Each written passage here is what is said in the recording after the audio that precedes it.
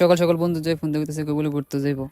আমার আবার ঘুরার কথা শুনলে মাথা ঠিক থাকে না, এলাকা বেশি দেরি না কইরা বাইরে গেলাম গা ঠাস ঠাস কইরা। পরে বন্ধু যে বারবার ফোন দিতেছে, কিরে তাড়াতাড়ি বেরো তাড়াতাড়ি বেরো। আমি তো কইতেছি আমি দায় পড়তেছি, বেশি সময় লাগতো না। ওরা আস্তে আস্তে আটতেছি, আস্তে আস্তে দিই হঠাৎ বন্ধু জয়ে বাইক নিয়ে আমার লেগে ওয়েট করতেছে। পরে আর বেশি দেরি না কইরা বন্ধু জয়ের কাছে গেলাম, গিয়ে সেটা বাইকের পিছনে বাইকের পিছনে ওঠার পরে বন্ধু জয় করতেছে কই যাবি, আমি তো জানি না কই যাবি, তুই আমার ফোন দিলি। তারপরে আমি এলাম, পরে বন্ধু করতেছে জানি না তো, আচ্ছা যাই দি কতটুকু যেতে পারি। বাইকও তেল কম, তেল ঢুকাই দিব। তেলের লিগে আমার কইতেছে তেলের লিগে টাকা দিস। আমি কেমন সে টাকা নেই। পরে আচ্ছা তুই তেলের টাকা দিস, বাকি টাকা আমি দিমুনে। কি আর এতে তেলের দিব, পুরাটি আমার দিয়ে লাগবো। পরে আই পড়লাম তেলের দোকানে, তেল লইলাম বাইকের মধ্যে।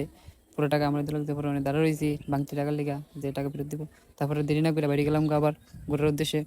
আমার কথা হচ্ছে যে ঘুরলে মন ফ্রেশ থাকে, এর লেগে বেশি দেরি করে বন্ধু কইলে আমি বাড়ি যাই গা। মানে এটা লেগে তোলার আসি, যে দিক দুচুক যেতেছে এদিক যেতেছি, মানে কই যামু এটা কোনো গন্তব্যস্থলটা নাই।